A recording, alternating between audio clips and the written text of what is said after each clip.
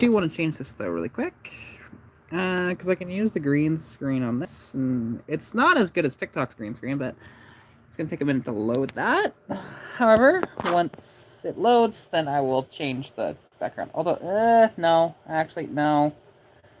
I forgot how bad it looks with the green screen. I'm just going to get rid of that. There we go. Or, well, I mean, actually, hang on. Maybe I just do that one. There we go. That works. All right, that doesn't look too terrible. It's gonna clip in and out, but we'll make it work. So, anyways, how's it going to the chat? Not that everybody's here yet, I don't think. But hey, there is somebody here. How's it going? You know, I'm just here.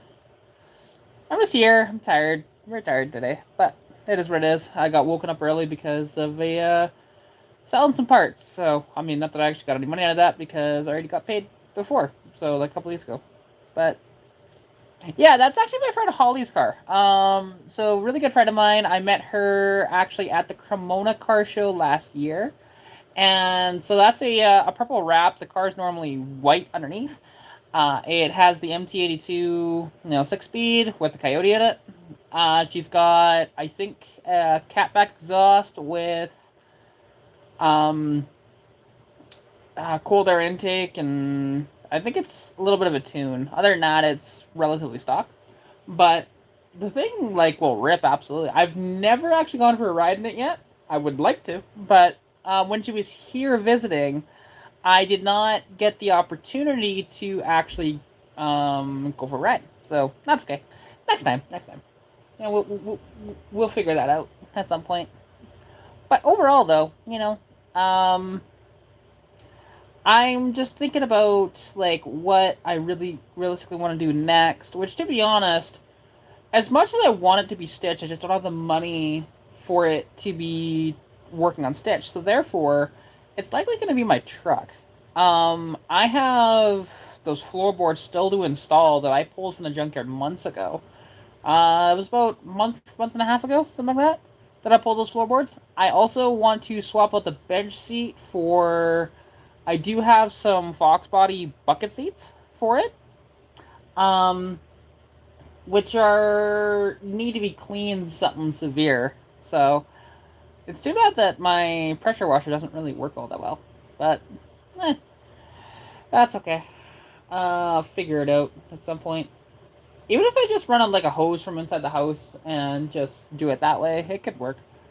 It could. I might be able to use the sort of wand on the hose and then pressure wash those seats.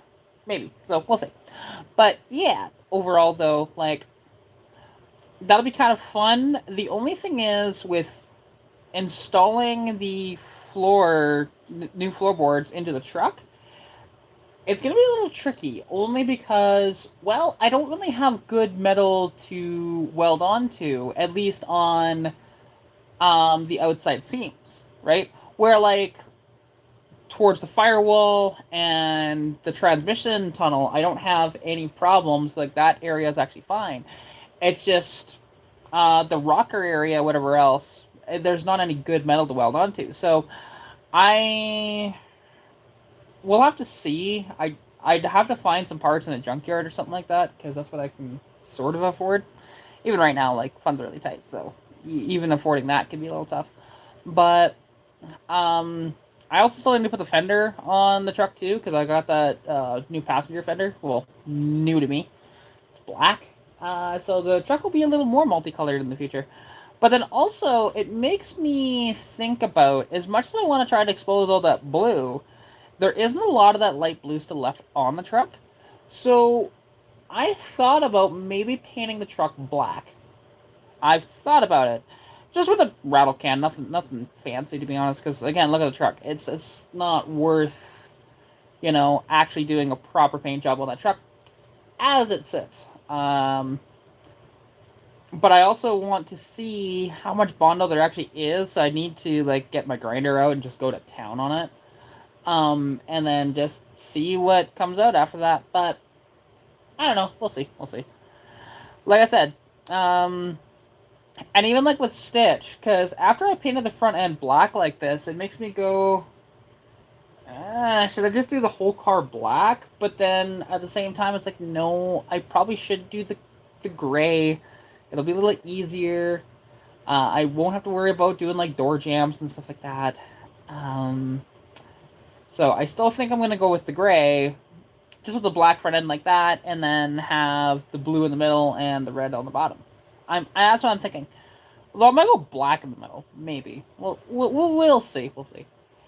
Um, there's just a lot of things to kind of like think about with this sort of thing, and like, cause my vision of the car keeps evolving, right? And it never stops.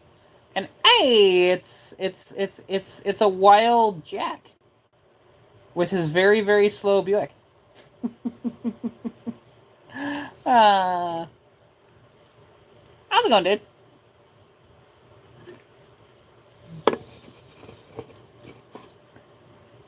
Black with yellow. That'd be actually a little interesting. So, like, how would you do your two-tone there, Christopher? Would you do like black on top and then yellow on the bottom, or yellow on top and black on the bottom? Um, because like black and yellow does go together. I mean, black and just about anything goes together, to be fair. But just doing some tillage, that's fair. I mean, you know, which it's that time of year for you to be doing that sort of shiz. So, ugh, frick, I'm just tired. Yellow on bottom makes him look like a hornet.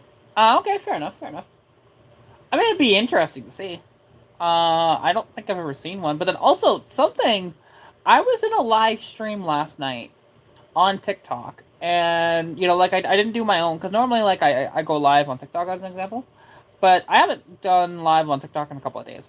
But I've been joining other automotive lives. And last night, we had a guy pop into Foxhole's live. And he actually has a 1991 or 92 convertible Mustang that he's converted into a notchback, which is just incredible. And the workmanship was amazing, honestly. Like, even his welds actually looked pretty decent. And he was hiding the welds, too. He didn't put it on the outside. He put the welds on the inside, so it's covered up by, like, panels and stuff like that. Like, you can't tell that this thing, like, unless you, like, took apart the interior and looked, you would not actually see where he's done the welding. So that is amazing craftsmanship. And turns out he's actually from Newfoundland. Like, he lives there. So he was talking about his struggles with trying to get parts out to the island, which, understandable. It's probably very expensive and shit like that, too, so... And looks like there's a train in the field with big clouds of smoke. Well, that's what trains do, I guess. Hey, Stacy. I'll go, dude.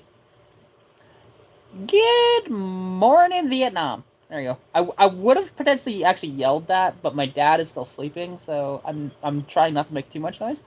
Like, I mean, I'll still talk at my regular volume and stuff, but yeah. You know.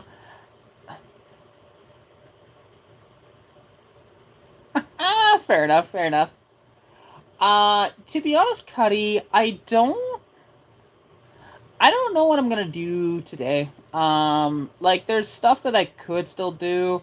I still want to try and pull the cam out of my, out of that motor that I picked up a little while ago, just to see if I can even get the frickin' thing out, because it doesn't feel like it wants to come out. At all. I haven't put my slide hammer on it yet, but I have a feeling if I put the slide hammer on that cam, that it's going to just destroy itself with the tight clearance on the bearings.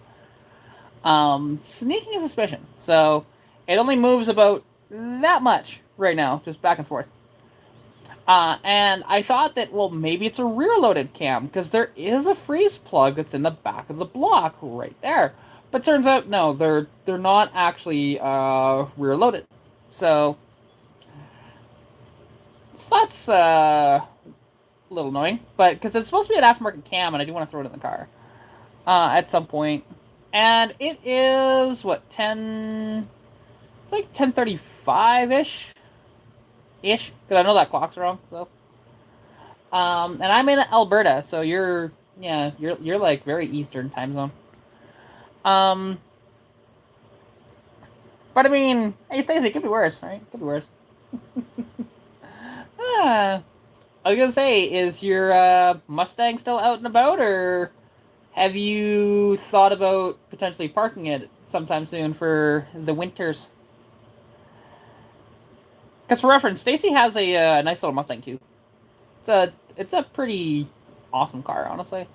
And you'll hear no hate from me for any generation of the Mustang. Like I like Mustang 2s, I like obviously Fox bodies, I like the SN95s. The only one that we hate on is the Walkie because, yeah. Oh, jeez. But we make it work. Um, and then yeah, because with Stitch, I gotta find. So the problem is I have to have some money, which I currently don't have, for a machine shop to check out the head on Stitch, just to make sure that everything is copacetic. Because after all, if you guys watch my video, the first teardown video I did of that motor, because I was just pulling off the head and I realized that, oh, it's like half hour long. So then I did the rest of the teardown in a separate video. But in that video, I pulled the head and there was no head gasket on that engine. Um, and the thing is, um, so with that, and even though it is a cast iron head, it might be warped potentially. So I would need to get a straight edge on there and take a look, and then I'd like a machine shop just to go over it and make sure that everything is good. Because I wouldn't have really thought about it except when he did that. So, and no, actually, so the 2004 Mustang it's technically a modified Fox platform, but that is an SN95. Um, but there's also a colloquial of the New Edge. Like, to be honest, if you've driven a New Edge, you can drive a Fox body pretty easily. The only thing is that like a New Edge slash SN95 is actually more stable versus your regular Fox body at speed, just because they have a wider track width. To be honest, like a New Edge is like an inch and 3/4 wider on each side comparatively to the Fox bodies. Just as an example. Ah, fair enough, fair enough. Well, that's good to hear. That you haven't parked her away yet. Because I know a lot of people have been parking their rigs because they're like some people just have it on like classic insurance and it stops at like October. But for me, obviously, I drive my vehicles rain, snow, or shine.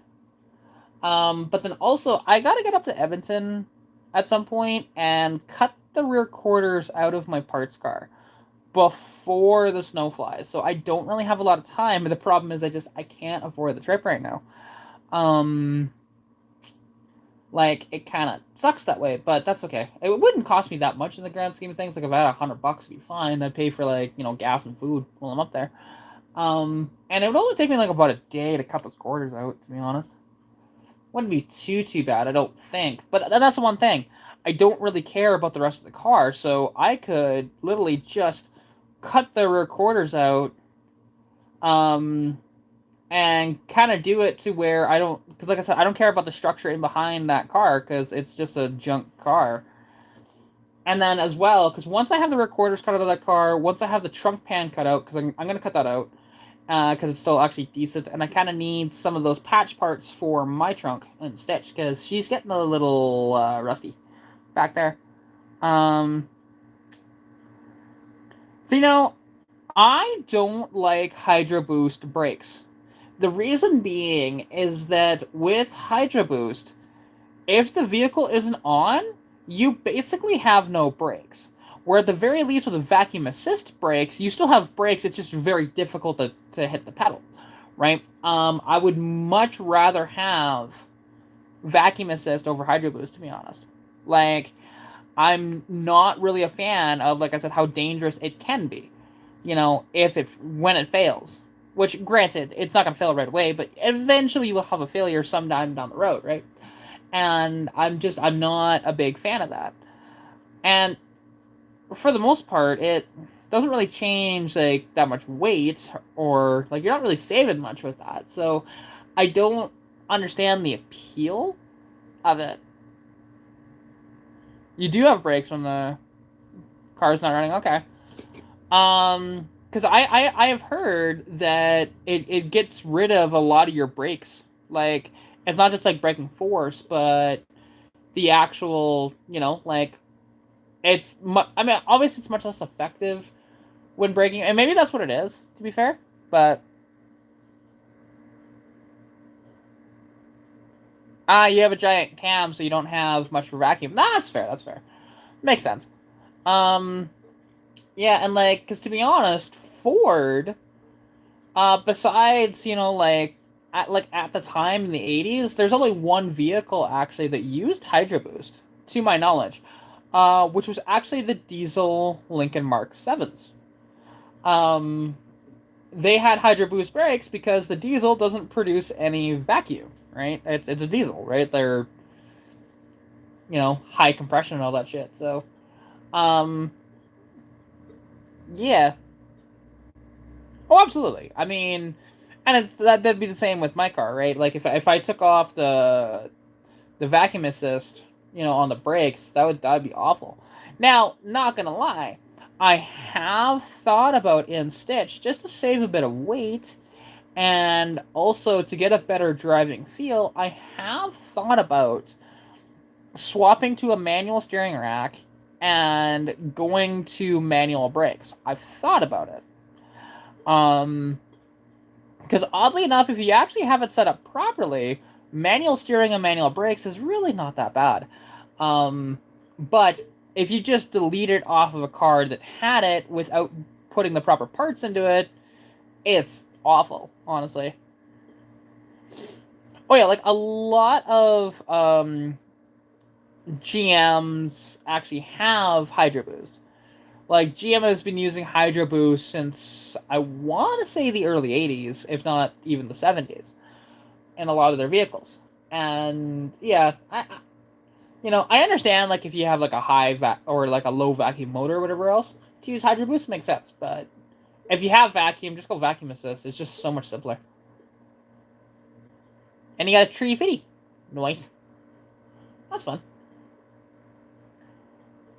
Ugh.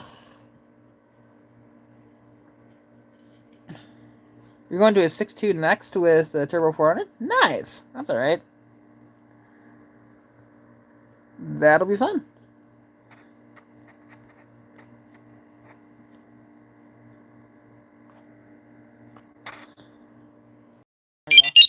See, now, with this kind of weird head design here, I'm actually going to be utilizing this head, hopefully, on Stitch. Now, I will need to check the valves to make sure they're good, but I'm going to actually hand that off to my buddy, Roy, which you guys have actually seen Roy Marco on my YouTube channel a couple of times. He helped me with the carburetor swap initially to go to the 2-barrel, and he also helped me with the brain will work here. Come on. He also helped me with the double roller timing chain in the car. He's also been... I've been on his channel a couple of times. He's been on my channel a couple different times as well afterwards, and we have a pretty good relationship overall. We just don't talk as often as we used to, but...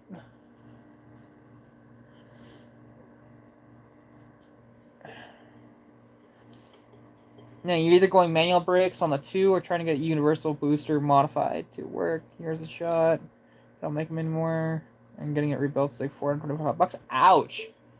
Yeah, and unfortunately, I don't even know where you could find one that might actually be decent. Because, like, don't get me wrong, there's probably a few Mustang 2s down in Flatla Auto Wrecking down near Tilly.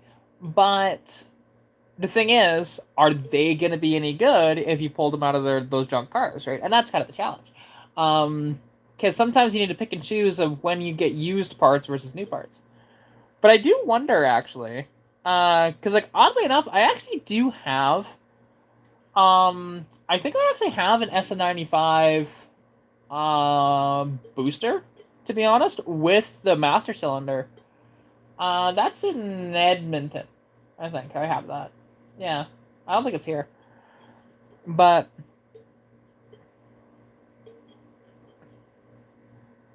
oh, and you went, you know, wait, you over to a 700R4 from an SM465. Hmm, that's interesting to go to an automatic, but mind you, you have overdrive with it, so it makes sense. Dell's couple, but scrap shoot might be just as bad as the one I have. Yeah, and that's fair. Exactly. Like, that's why a lot of the used parts, I normally don't go for perishable parts like that for used. Unless if I know that it's good.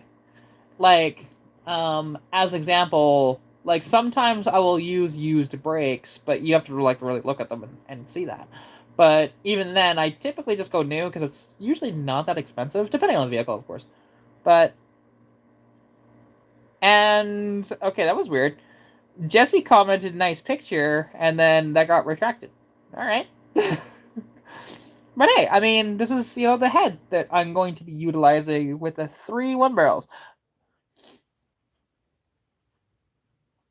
Yeah, I mean that's fair because I do have the why can't I think of the well, I have the NP435 of my truck, right, which again, no overdrive and not that fast, and you can't really, I mean you can but not really speed shift a NP435. It's almost impossible.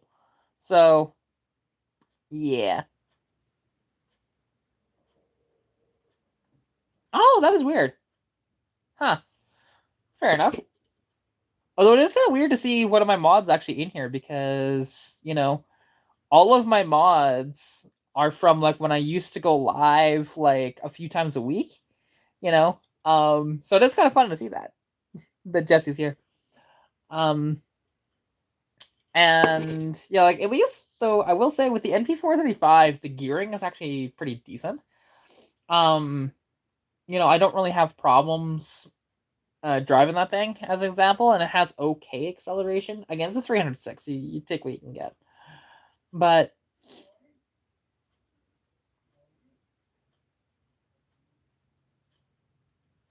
oh, just my neighbor's talking. I was like, what's going on there? Ah, itchy, itchy. I'm not picking my nose. I'm just itching it. I'm just itching my nose.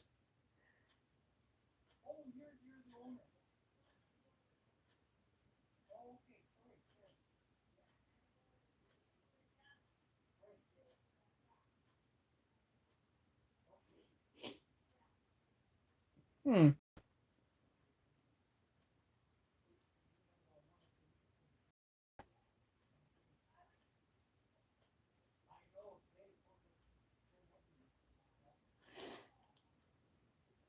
There's no booger, you little bugger. Um. Hey, no worries, Stacy. Have a fantastic weekend yourself. Take care and catch you later, dude. So my truck, you know, when I have everything kind of like dialed in and stuff like that, and whatever else, I've gotten 19.5 miles per gallon on the highway. So it's not that bad, honestly. Like, it's really not.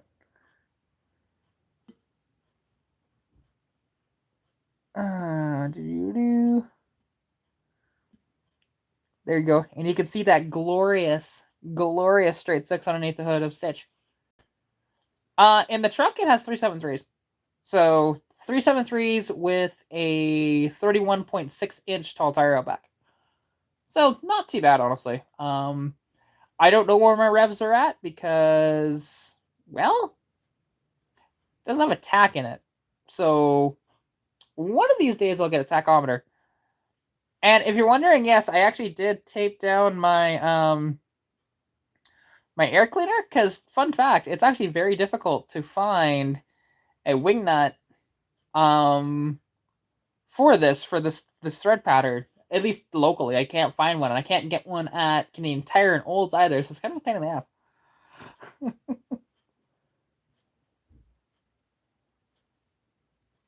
Yeah, I mean, I can actually I will do the conversion really quick here. Because well, I say really quick. It'll take me a second. Or actually, I don't need to use the PS4 for that. I can just do this. I can turn on this phone. Yeah, because I think I figured it out. Because I do know that 2,000 RPM, like at 2,000 RPM, that was at 52 miles an hour. That I do know. Um, all right, let's just use the Google machine because Spicer is an awesome website that tells you everything you need to know. Like that's how I think. That's how I did the dyno with the truck. Right, I didn't do it from 3,000 RPM. I did it from two, like 7 to get to 3,000 RPM. You were on Spicer. Yeah, you run at about 2,900 RPM at 60. No, that makes sense.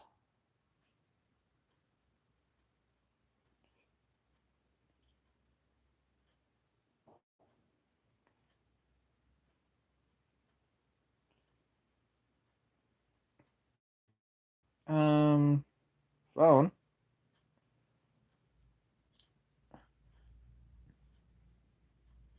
You'd go 73.34 at 3,000. Yeah, makes sense.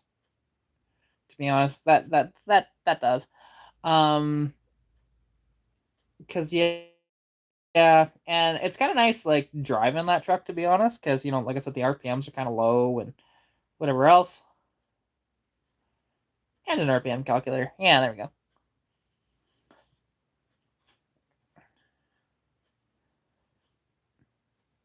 I mean, you could. Yeah, let's see. So 373, 31.6, and at 60.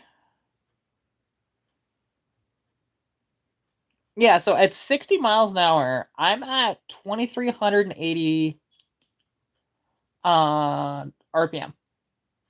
Like it's not bad. And that's without overdrive.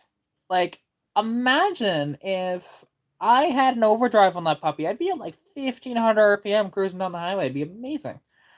Although mind you, it might not work quite as well with the truck. I'd probably have to put shorter tires on it for it to work that way. But I mean that's fair. Like my truck could be that because, like I said, NP 435, 373s, 306. Yeah, it's basically a tractor too. I mean, you having 410s is a little better for that, but mm, we'll see. Like the thing is with me, because yeah, like I do some truck stuff. Like I haven't towed with a truck yet, as an example, and I've just driven it and fill up the box with parts and stuff. That's all I've done with it. So there is that, right? To where you know, um, I do want to tow with it. Don't get me wrong, and I do actually have a that I need to install. I actually need to see if it fits, to be fair, and then I need to find somebody who can weld it in for me because I don't want to bolt that in. I'd much rather have it welded. Mind you, I might, bolt it in first and then have somebody weld around it, so you have the extra protection of the bolts and the welds. But I don't know. We'll see.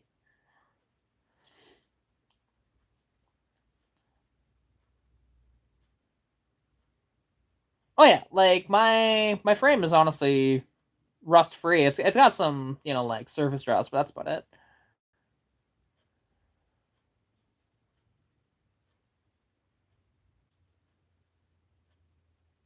I mean, it could have broke that exhaust manifold, but it's hard to say. Like, although to be fair, actually, that exhaust manifold wasn't cracked over a year ago.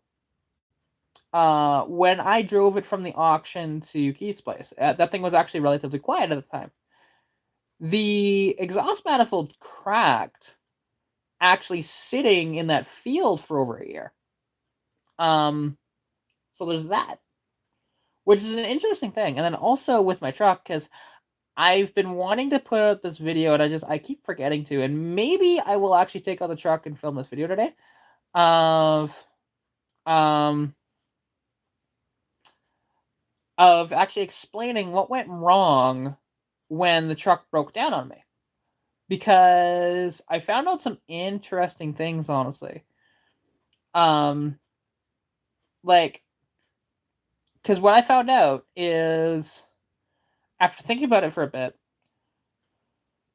my truck, it was really low on fuel. Don't get me wrong. I needed to put a little bit of fuel into it at the time, but I knew it wasn't out yet because I could see in my filter that there was still fuel in the filter itself, because I have one of those, see-through filters on the truck. And so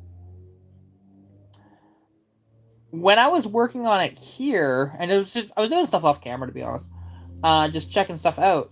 I pulled the lines off because I was expecting it to, like, the lines be a little clogged up, whatever else. Because I will admit the filter is a little dirty. It's not too bad though, but and as soon as I pulled the line off, all I hear is bunch of air. So I'm like, okay. So that means that when the truck got really low on fuel, it started pushing air, right? And making it so the fuel wouldn't actually go past where it was in the line. It wouldn't push past. Now, if I had the wherewithal to just pop a line off really quick and put it back on, I would have been able to get down the road. Um, and then coincidentally, with how low a fuel that it actually had in it, the truck actually had zero fairy cannon. Top it up, just so that I could actually move it around.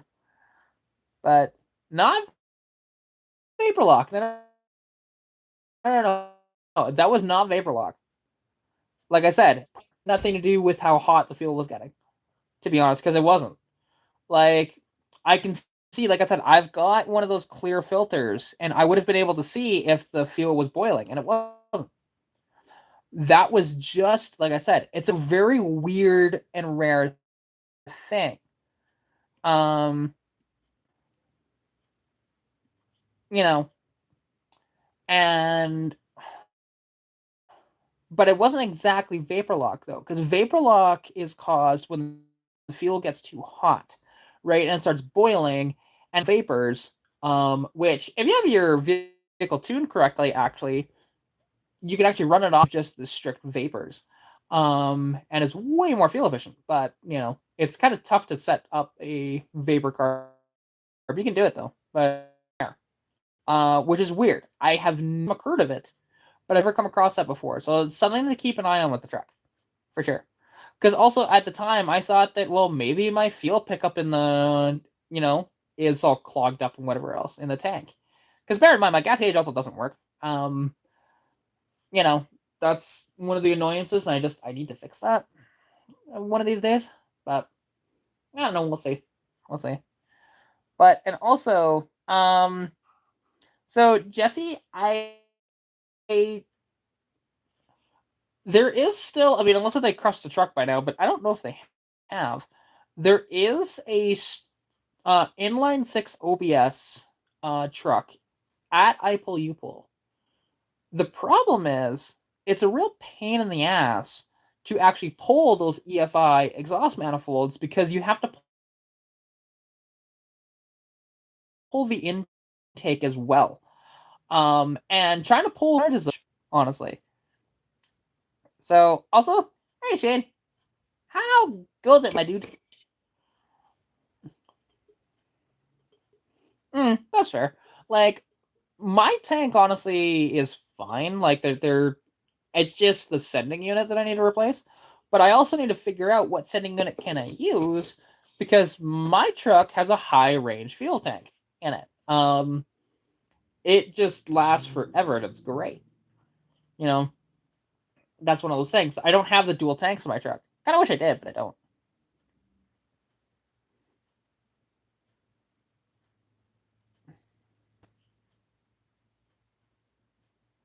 I don't think I saw the truck video you posted. To be honest, like you shared a couple of videos with me, and just I was just so busy, and then I forgot to actually look at the videos that you shared to me on Facebook. Um, but I'll have to look at those later. Yeah, remove the EGR tube, which and that was the one thing of trying to get the freaking EGR tube off. I just didn't have the tools on me at the time. I just need to go there with the freaking sawzall just to chop off that freaking tube, and then should be able to because I got most of the bolts out. There was just a couple I couldn't get to, and then I could have actually had that manifold already here. Now the thing is that would suck. Yeah, with an impact and a swivel, it isn't too bad. Yeah, I don't have a cordless impact. Like I don't. Um, I just have hand tools for the junkyard. But then I also have I do have a sawzall here too. So and then yeah, I just didn't have a lot of my stuff with me. I just had my basic hand tools with me. That was it. Because I was just planning on pulling some parts off of that F-350 that was in the junkyard, which I did pull some parts off. Like I have that door, which is just a junk door. Honestly, I shouldn't have grabbed that. But then I also grabbed that fender and those floorboards. So it was a really good trip, honestly. And those will eventually go into the truck, of course.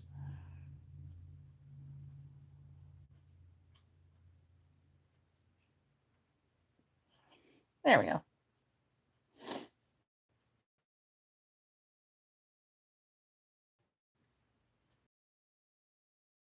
Like I would love one.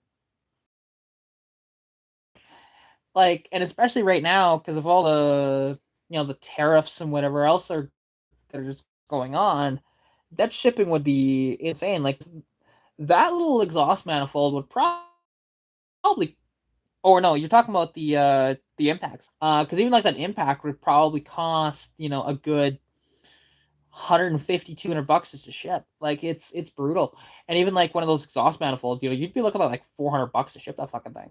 Like that's why it's kind of funny because I had somebody actually say that, oh, you shouldn't chuck out that stock cast iron exhaust manifold for that 206 because they're so rare. I'm like, dude, you can just get a header for so cheap. Like, if I needed a. Yeah, well, they're that new down there. Here, they're a little more expensive than that. Like, Apple, I was looking at one on Marketplace that was 250 Canadian. That's used. It was a Milwaukee, stubby, and it's like that'd be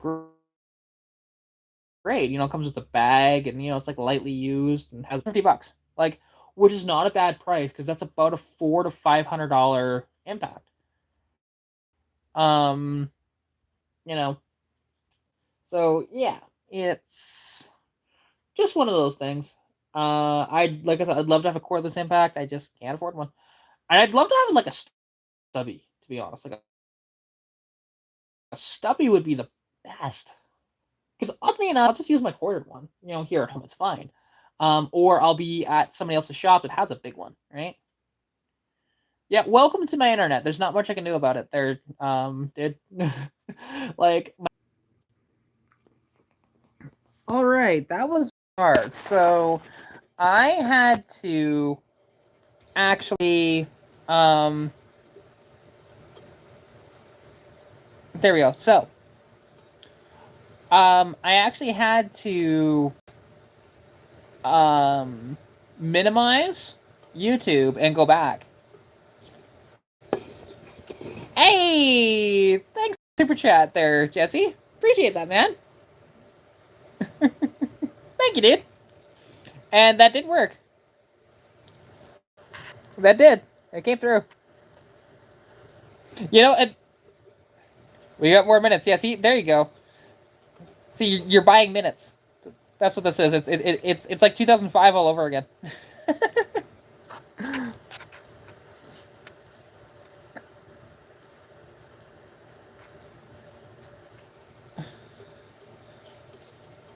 This is true.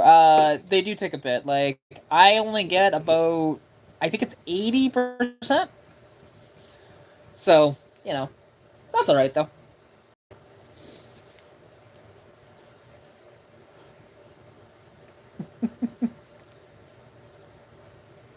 It might be 25%. I don't know. They have been changing some of the stuff with that, and I think you make a little more now than you used to. But I don't know if that's correct though. I could be wrong on that. But it doesn't matter. I get a little bit. Like even what's kind of cool though is that so you sent me $1.99 American. That comes out to $2.79 Canadian. It's like score, got my money.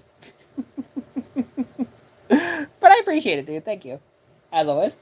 Um, and no, that's kind of the nice thing about the Canadian dollar being in the fucking toilet is when somebody American sends you money, it's like, ooh, it's even more. Let's go.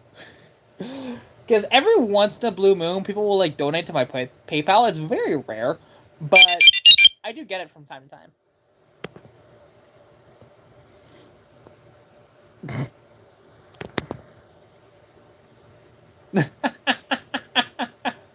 To be honest, I could, if I asked around, I could probably get a nitrous system for Stitch for like basically nothing. Um, I'd have to refill the bottles, whatever else like that. But I know enough drag racers, whatever else like that, that just have old systems that I don't give a shit about. Because I have been offered nitrous systems in the past, but I'm like, I don't do it because I don't want to put nitrous on Stitch.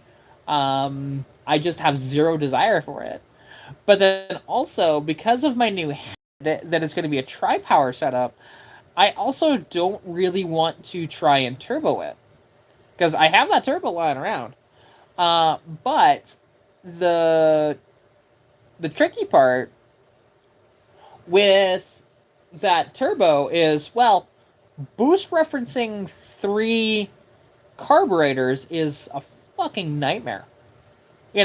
Boost referencing 1 is already kind of annoying enough, but trying to boost reference 3 Carter YFAs? I don't even know if they make the parts to do a Carter YFA as a blow-through. I don't think so. And of course, I can't do a draw through because again, 3 carburetors.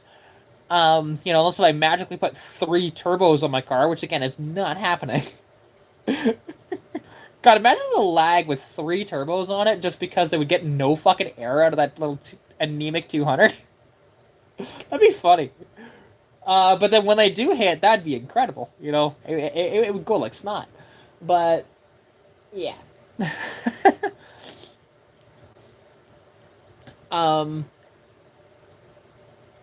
But yeah, that's one of those things. Like I'm not gonna do that, and so now I gotta figure out what to do with a turbo. And like there was potential thoughts of putting it in the truck.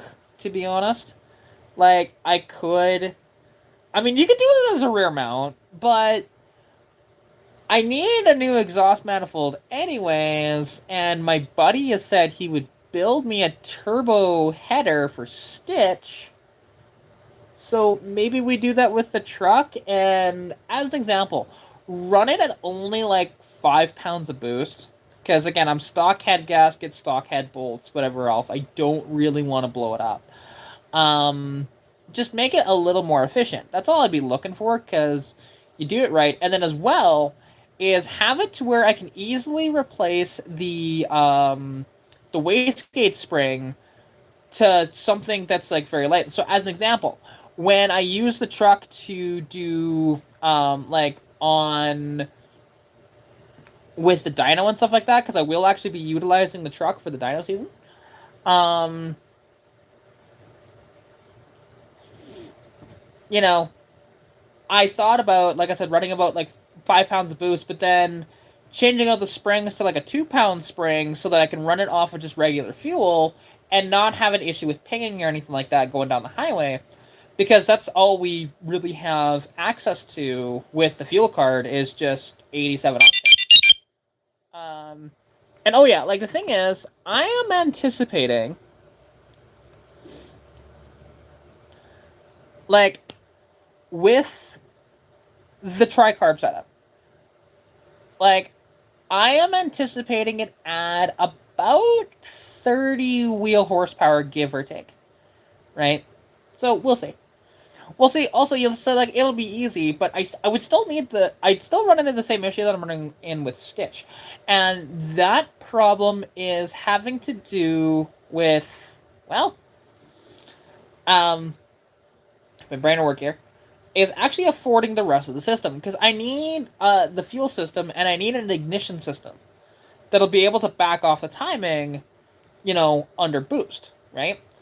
Um, and so the stock ignition system isn't going to cut it. I need to go like to an MSD box or something like that. Which again, it's not horribly expensive, but it's more money than I got right now. And that's kind of the tricky part. Like if people wanted to donate me like a good MSD box for the truck and, you know, and a decent little fuel pump, because I can get the lines. It's not a problem. Yeah, like I said, I'm only thinking maybe like 5 pounds, just because of how thin the stock head gaskets are on the original stuff. Like it's super super thin for that head gasket from the factory. So that is one of those things. I just want to make sure that that's all. You know, like I don't want to blow it up, right?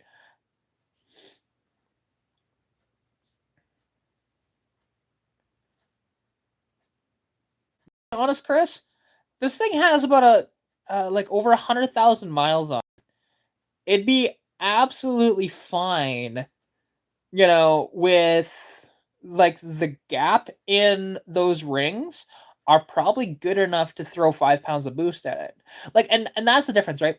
I am not like I wouldn't be tearing the entire motor down to gap the rings and all that stuff. That's why I'm only saying about 5 pounds of boost, right? So, and like, because the truck reads, I think it's 98,000 miles as she currently sits. Um, but I'm pretty sure she's rolled over. It has zero blowby. Zero. Like that truck is actually pretty good. Now of course when you have the PCV disconnected, it has blowby, but so does Stitch. But like that's a given because you kind of need some sort of PCV system.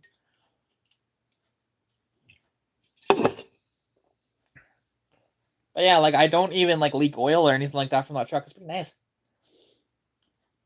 I did get lucky with the truck, to be honest. I only had to put about $200 into it to get it to be good on the road. It's not bad. Like I had to put fuel lines, new filter, fuel pump, wheels and tires. Although I could have just went with tires, but when your buddy donates you some 265 65 17s, you do that.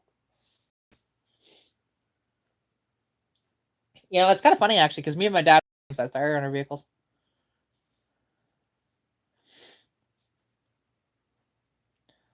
Yeah, yours, and that makes sense honestly. Where like Stitch, I will admit Stitch's engine is like it's still healthy and everything, but I think she is getting a little bit tired where she could use a refresh. Um, and that's one of those things, and it'd be nice to be able to actually like rebuild the engine entirely, you know, but I can't really afford it, so. That's one of those things, like, just, hone out the cylinders, even though there's still cross-hatching in the cylinders and stuff. Last time I checked, anyways, which wasn't terribly long ago. That was at the beginning of summer when I had the head off. So, that is Shane in the chat. He does some pretty, like, he's an engineer and does some pretty wild shit, honestly.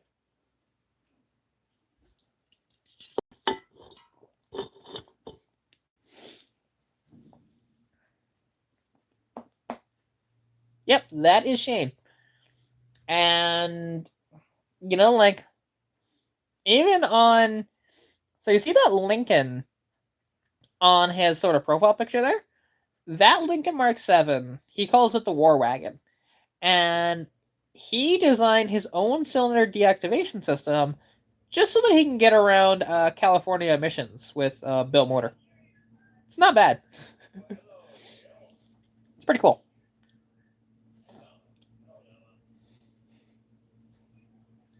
Hi, fat cat. I got the kitty. Oh, it's a very interesting thing, but then also he made it a fucking whale. So those Lincolns are already pretty heavy at like 3,700 pounds. He's added about 1,000 pounds to the curb weight. And, like, he got rid of the airbag suspension, and he's just straight coils now, but it's pretty wild, honestly. But, like, for me, it's like, I don't want to add weight. I want to, decrease weight. No, he used concrete, to weigh it down a little more. Now, I don't know where he put the concrete, to be fair, but there's a decent amount of concrete in some spots, apparently.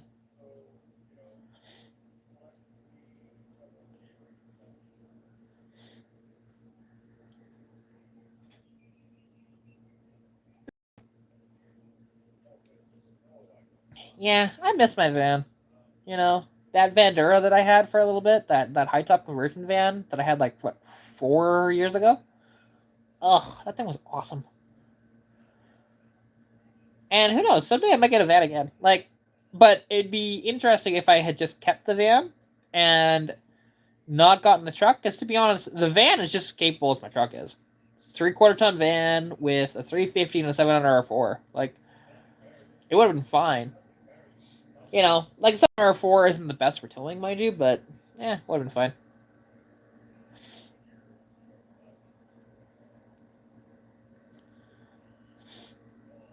Yeah, because the 2-valve 5.4s had the issue with the spark plugs, but they didn't have as many issues with, like, the cam phasers and shit like that the 3-valves did. So, there can be issues with both, but not too bad. Could be a hell of a lot worse, to be fair. You could have a 6-liter power stroke.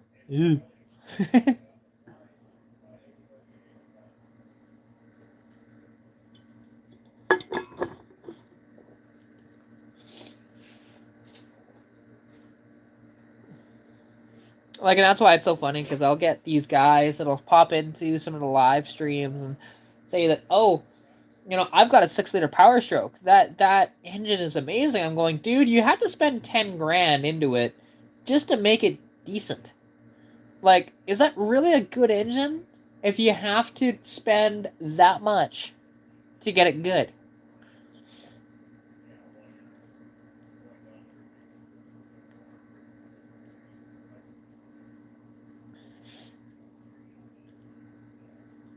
Oh shit! I'm sorry to hear that, Jesse. But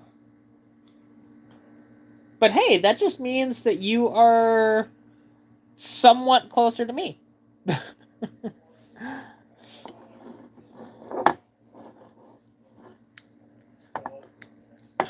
Oh, exactly, right.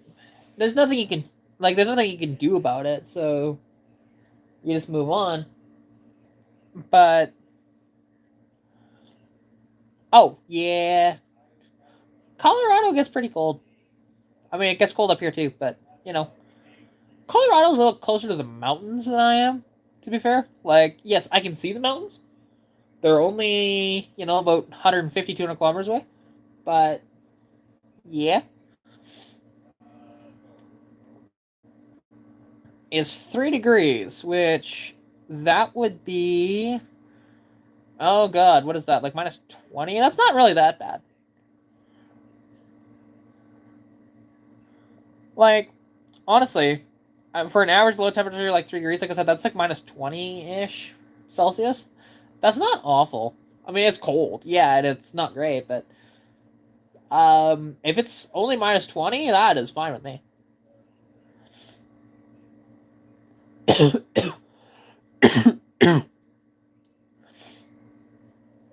Fair enough. Fair enough.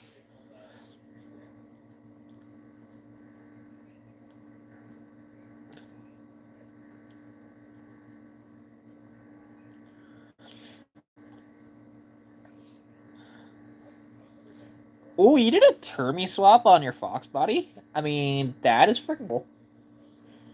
And oddly enough, like, a swap you don't see done very much, because most people just go, why would you go with a Terminator when you can get a Coyote? I'm like, Terminator's cooler. Supercharger all the way.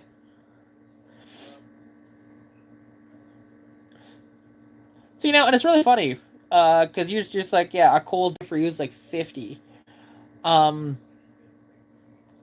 Well, here's the thing. I've experienced minus 40, and that's Fahrenheit, because Celsius and Fahrenheit meet at minus 40. And I've experienced about 110. All within one calendar year without moving. Lethbridge is a wild place when I lived there. At least here is a little milder climate. We don't really get to 30 degrees, like plus 30 typically, and we don't really dip under like minus 20 usually. So it's kind of all right.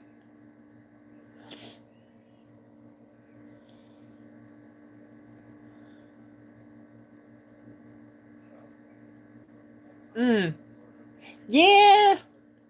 Yeah, big difference from the desert to Colorado, definitely. But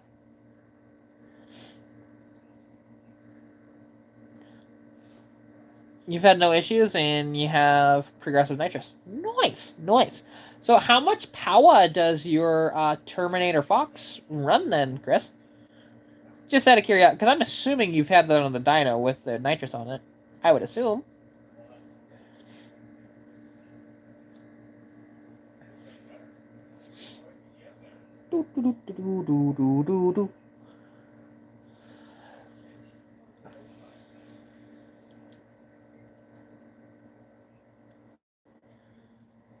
Yeah, because you have, what, 4 or 5 different vehicles, give or take?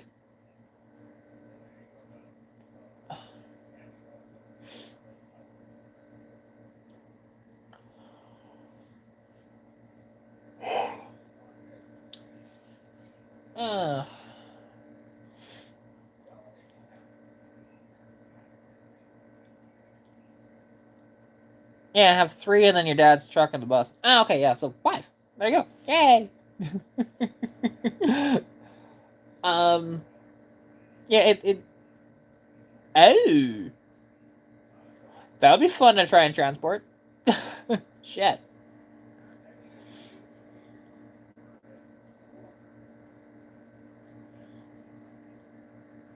You're just running 150 shot on a multi-stock 5-liter? Wait. I thought you said it was Terminator swapped. Which, the Terminator is a 4.6 quad cam with a supercharger in it. Much confusion? Blew it up the summer? That is a big ol' rip. And, yeah, because, I mean,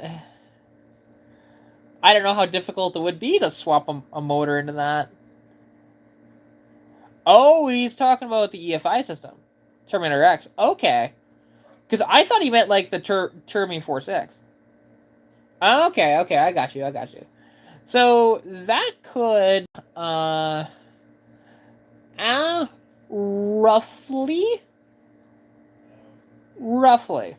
on that 5-liter, with the nitrous, you'd be at about 320-ish wheel, give or take. Potentially a little more than that, but not by a ton. Um,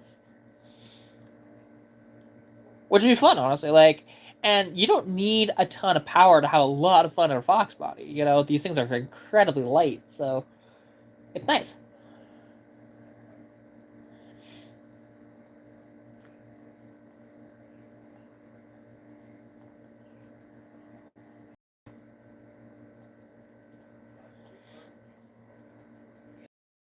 Well, I mean, that's good that they covered it, but damn.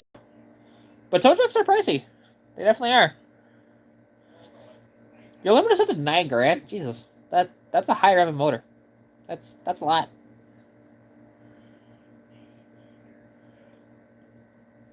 Fair enough. Well, because also like towing that bus, you'd probably need a big rig tow truck actually to tow a bus. I would think. Unless it's like a shorty bus, you might be able to get away with like a 3 ton truck. But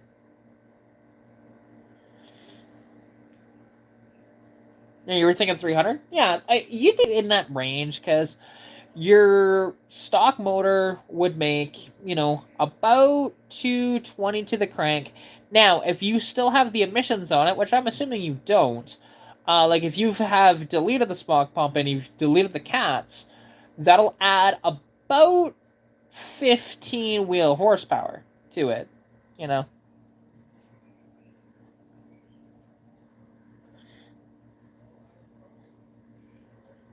No, Jesse, that wouldn't be, again, he has a stock, you know, 302.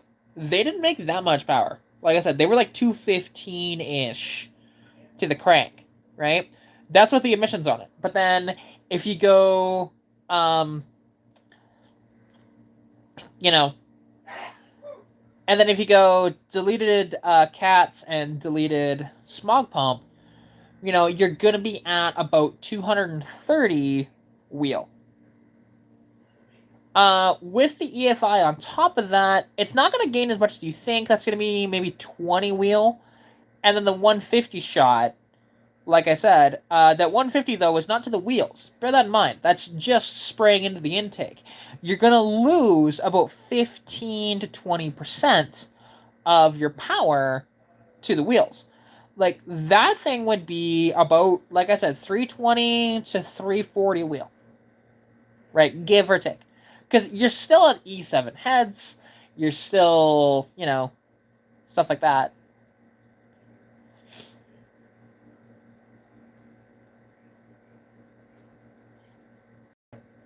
Well, it's kind of funny because when I had my issues with the truck, they were asking me if I had anything in the bed. It's like, yeah, it's nothing that heavy though. Like, I told them like it might be an extra 400 pounds in the box, maybe, and even that was a stretch. When I towed it back here, and they were very concerned about that. But I'm like, it's fine. It's not gonna fly out or anything. It's strapped down, so yeah. Like that's one thing, Jesse. Is it when I talk about power, I talk about wheel horsepower because I run a dyno. So, um, that is one of those things that's kind of what I do for a living, right?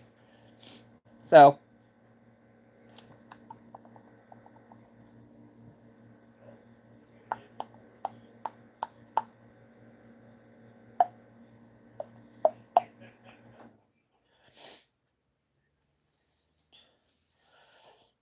oh, I mean, to be honest, I just have like my AMA, right?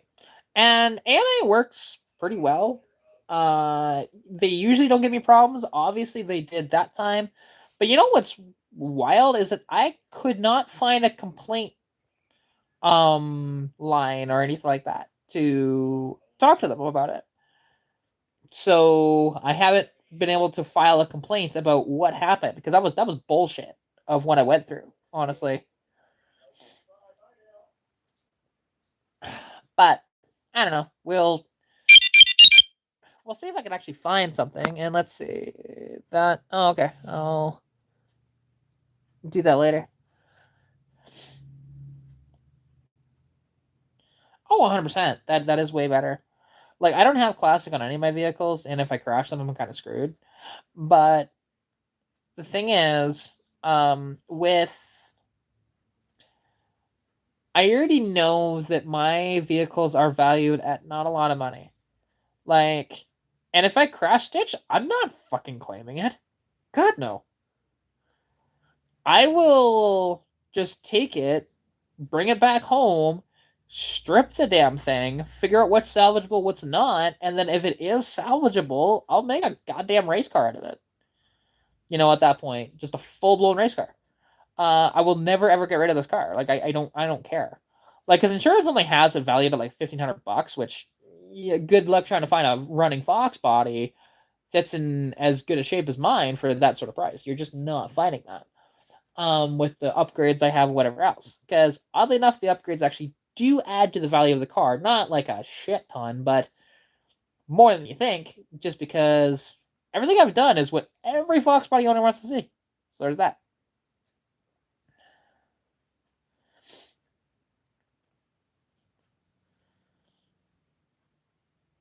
Oh, you can with Haggerty, yeah.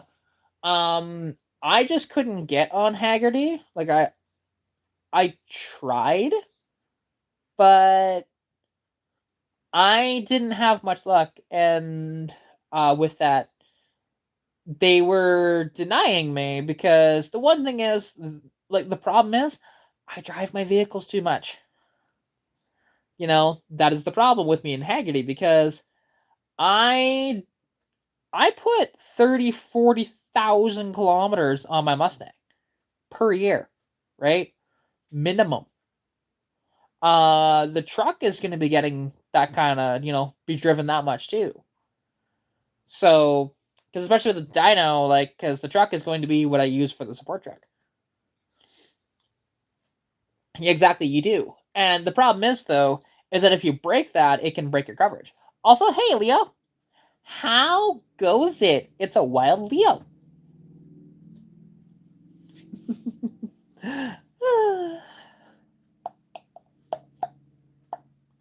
And yeah, so like where a lot of people they can set it to like 5K or whatever, and that they're fine, but I can't because I will do that 5K within less than a month, right?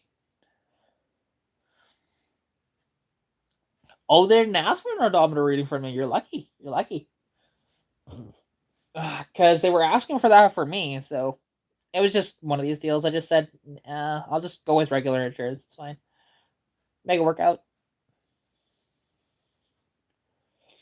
Hi, fat cat. You are a fluffy fat boy. You are a fluffy fat boy. Yeah, that's all right for you, honestly. Like, and and if it works for you, awesome, right? Um, well, like, and especially with you, because obviously, like, you're in a wheelchair, and with the modifications for wheelchair use, that's just expensive. So if you have a agreed upon value with that sort of stuff, that's great. Because like even like the hand controls aren't cheap, right? They can be pretty pricey too.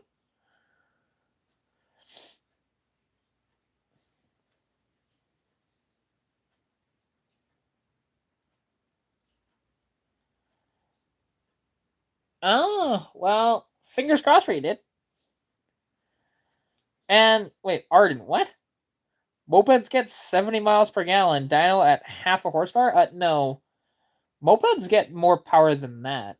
Like, even like your shitty little pedal mopeds back in the day, they still make like 5-10 horsepower. Not to the wheels, but that's to the crank. And then once you're through the chain and everything, you're at like 3 to 8, give or take. But yeah, fair enough. That's not too bad then if you're able to fabricate it yourself. Um, because I know like when you actually buy those hand controls, because like I've seen it oddly enough on like some of these car shows and stuff where they've built vehicles for somebody that's paralyzed. And like, because Phantom Works did like amazing work on a 1970 Chevelle, actually. And they converted all the hand controls and they made like a wheelchair ramp and they made it so that it was technically a three door, right? So the main door would open, but it would open at a 90-degree angle because they had to modify it. And then the back portion that normally doesn't open, they made that so that opens too. And then they had the ramp come down and everything. It was so cool. They did it for veterans, I believe. And that was like one of the most unique and cool things I think I've ever seen, honestly.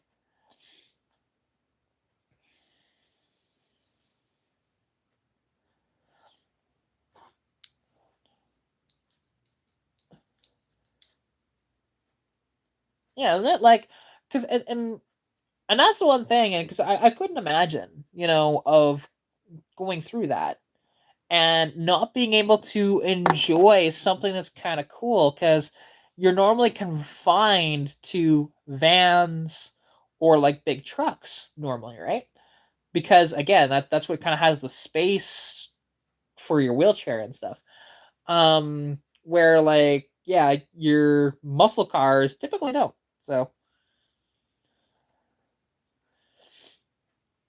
that makes sense. That'd be cool, actually.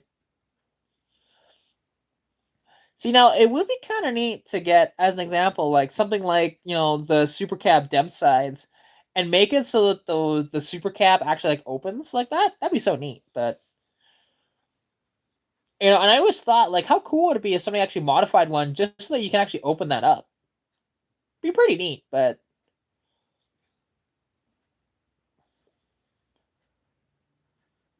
yeah, that is valid. Like the one thing is, I want to do so much stuff with my cars, but um, need some of this, right? Just some of that. And granted, a lot of the stuff I want to do isn't like super expensive, but you know, well, I mean, to be honest, like the OBS Fords are like they're so cool, and it was actually just over a year ago when my dad picked up that single cab short box 95 with a 300 and the 5 speed 2-wheel drive truck. Unfortunately, if you remember, that had a salvage title on it. And what we found out, the salvage title was from a clerical error, and they couldn't remove it because otherwise, it probably would have worked out that I would have actually bought the truck off of my dad, um, and then I'd have that truck as opposed to this. Which, don't get me wrong, I love my Dent side, and it's cool as hell, but that OBS was just neat because single cab short box, it's just so cool. And that's something because oddly enough, a guy that is actually a fan of the YouTube channel, we haven't chatted in quite a while, but like I reviewed that. I mean, I did that really bad review, to be honest, of his Omni, and I'm not proud of that car review, to be honest. It wasn't great. Um, like the actual driving aspect and the fun I had was great. It's the information that I had at the beginning just totally torpedoed the video, to be honest. I like my it's my one bad car review that I've ever had. Um, but because that was a GLHS that was modified with a Power Stroke turbo, which I didn't even know. Like I didn't remember him telling me that, and I wasn't feeling that well that day. So like my brain was just not in the right headspace to be remembering this shit. But anyways, he has a dead side F250, and he's actually converted it to a short box, which is kind of neat because they never came as a short box. Like he cut it down himself. Um, and he has a turbo LS in it, and it was going to be, you know, like it was going to be potentially reviewed on my channel at some point, but don't think that's going to happen now. At least it doesn't seem like it, but I don't know. I haven't heard from him in quite a while, and he's not responding to my messages anymore because He might just be upset with how much I butchered that video. Which, to be fair, yeah, I did. So I don't know. We'll see. If it works out, cool. I'd be driving a 600-ish horsepower F-250 of a review. That'd be freaking fun. But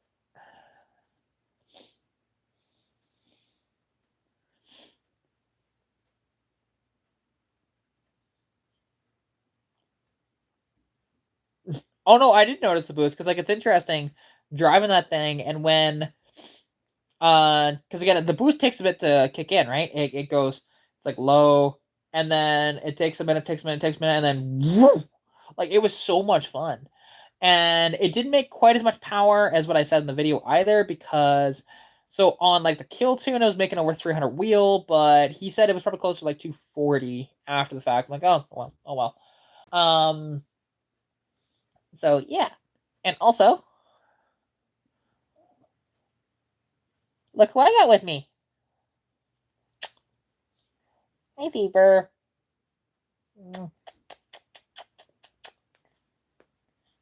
I got the fat cat. Yes, I do. I have a fat cat. I love him. You want to say hi?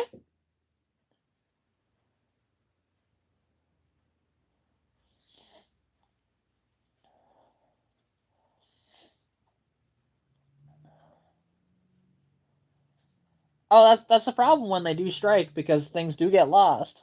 It's just a thing. I didn't realize that they were starting to have some service again.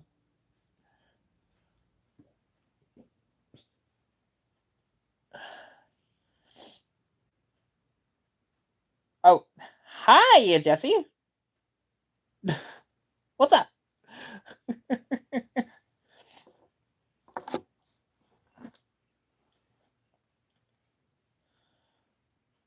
Ah, okay. Hi, fat cat. Okay. There you go. Pet the kitty.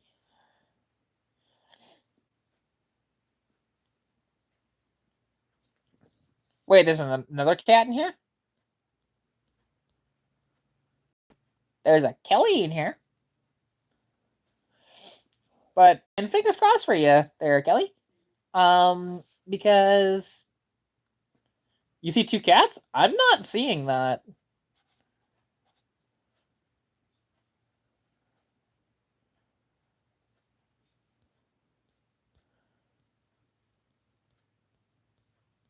Yeah, I don't know where you're saying another. Oh, my cat. Okay. I got confused when you put KAT because he's a CAT. Eh? You are a fat cat. Yes, you are.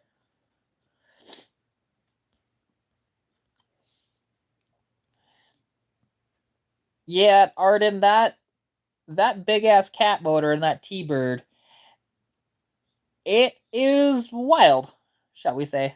Um, if anybody hasn't seen um his Thunderbird, which he's tried selling on Marketplace before, but I've seen the ad for it and that is wild. So he's got a 10.4 liter diesel cat motor in it and the thing makes gobs of torque. And he says it idles at 30 miles an hour. Like the thing is insane, honestly. It is wild.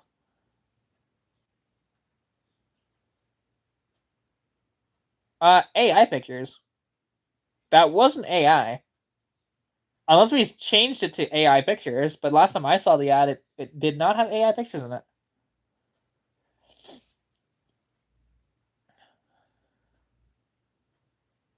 Fired up your arrow nose the other day, first time in months, tick boom goes to 300. Oh, what happened? How'd you blow up with 300? Did it destroy the nylon timing gears or what?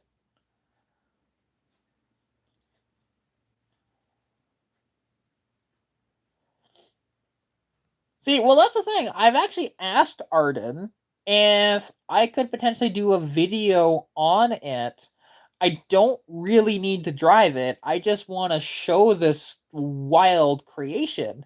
And he never got back to me on that. So it's like, well, okay, whatever. You know? Cuz yeah, like shit like that is fun, you know? Cuz it reminds me of that like that shitty GMC that I owned, if you remember that.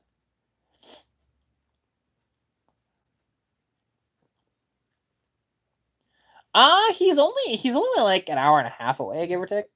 He's not that far.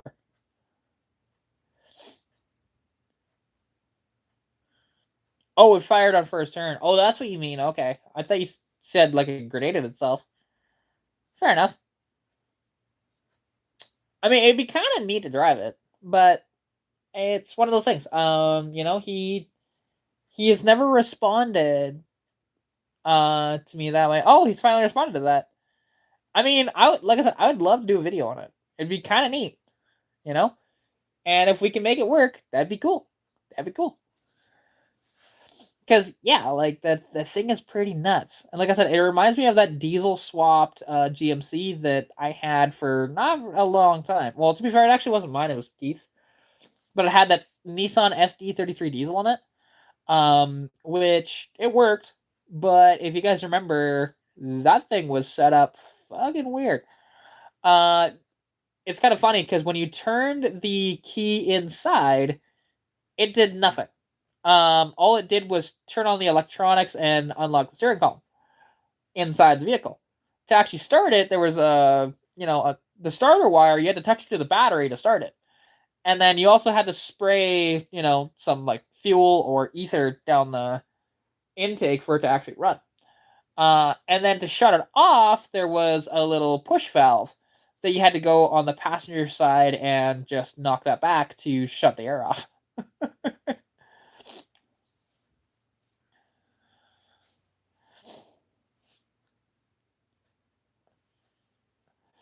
I mean, potentially, yeah. The one thing is, I've actually sold vehicles sight unseen because of the videos I've done. You know?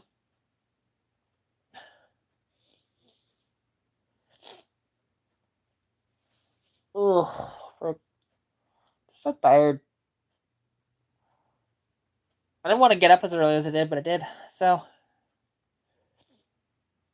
But hey, oddly enough, in not terribly long, in the next couple hours, the Flames game is going to be on because it's an afternoon game. So.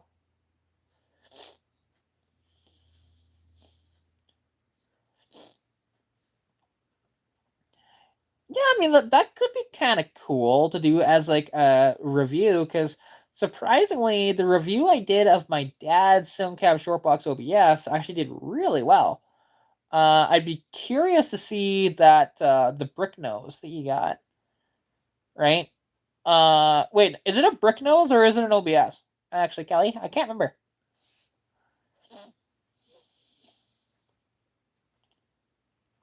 Because I always want to experience more things and like, you know, I know probably how it's gonna feel for the most part, but it'd be kind of cool.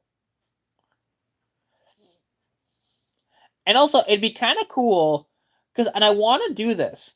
I want to do a comparison video between like the last iteration of the 306, right, versus a sort of earlier iteration of the 306, and kind of show like the differences in the trucks and kind of talk about it and do like a dual review, right? Review my truck and then review like an OBS with 300 in it and a stick. It'd be kind of cool to be able to do that. Um, so I don't know. We'll see.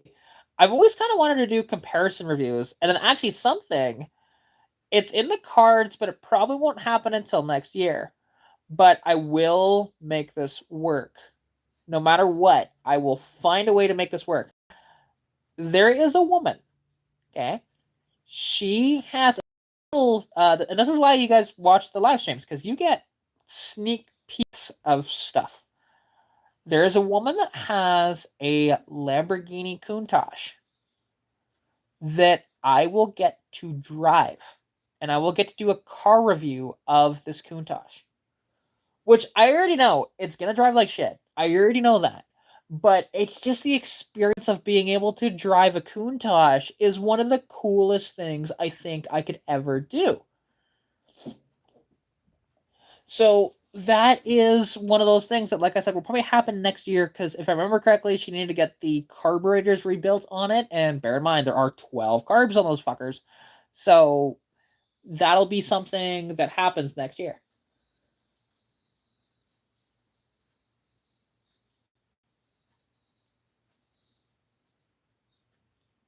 What you doing, Saber? Hey, Saber, you have food. Dude, you have food. I fed you. I fed you. Hey, Saber. Hang on. My cat's being in the ass. Come on. Here. Look. You've got plenty of effing food. You got plenty of food. Look. See? See, look.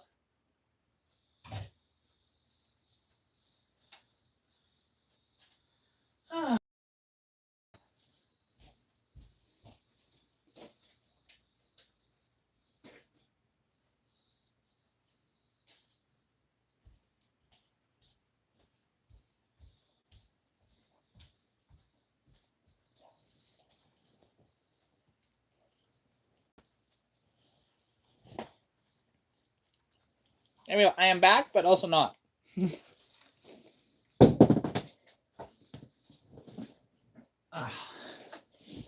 There we go. I are back. Okay, yours is a 93, and it's been upgraded to the cast iron timing gears. That's a 5-speed short box fireside. Oh, cool. Single cab, short box, step side. That is just the best. It's the best. That's like the best spec, honestly. You know? Like, I kind of wish my truck was a step side. It just would be so damn cool. And I've thought about seeing, okay, how bad would it be to like find a step side box that will kind of fit and cut down the frame and make it work, right? Like I said, I've thought about it. Obviously, haven't committed to that. But like, because something that my buddy has. Oh shit! And he actually said that he would potentially get rid of it. He's got a step side box for a 70s Dodge.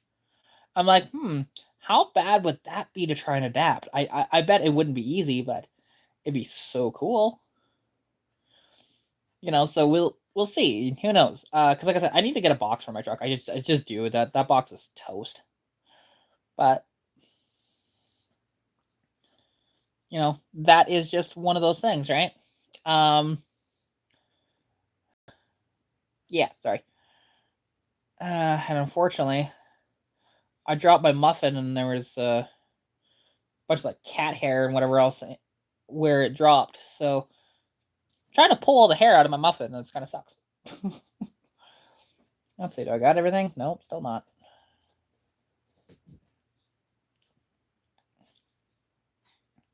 Okay, Saber, you have food, dude. You have food, you have water. Stop complaining. I showed you your food. It's true, I did. My cat's being a pain in the butt. All right, do I got all of it out now? Nope, still not.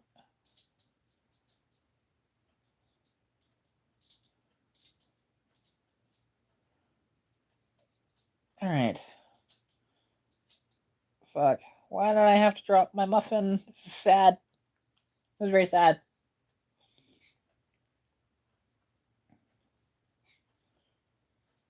Hey, Saber. Hey, Saber. No, no, no. Hey, no. Your fucking box is clean, dude. Just get your ass in there. See? Why do I have to keep showing you that? Fuck, cat. You know. Fuck, Saber.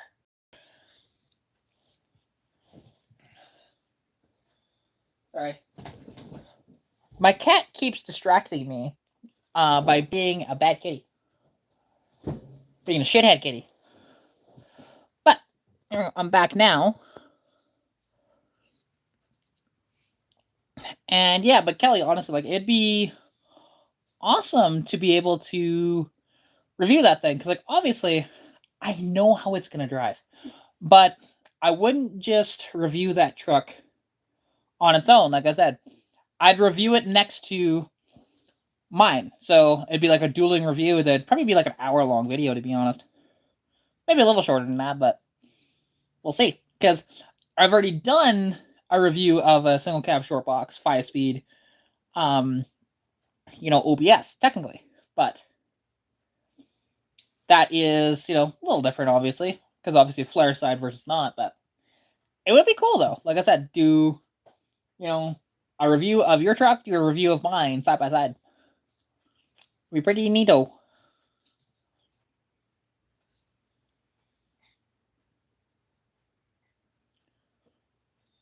Hey, Saber. Hey, rascal. Hi, come here. Rascal. No? Fine. Either. Hmm.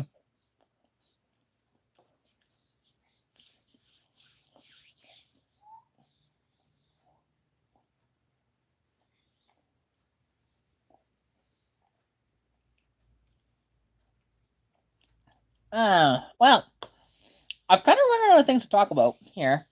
Um, so, and there's also nobody chatting in the chat. So, I think I'm just going to end the live.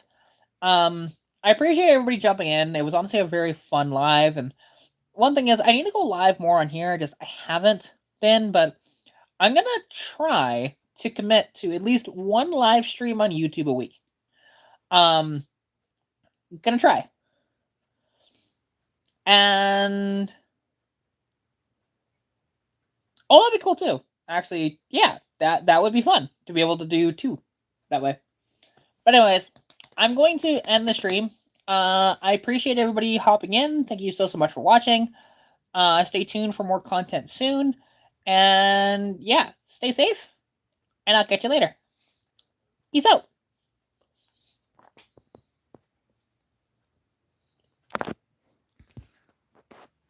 Oh.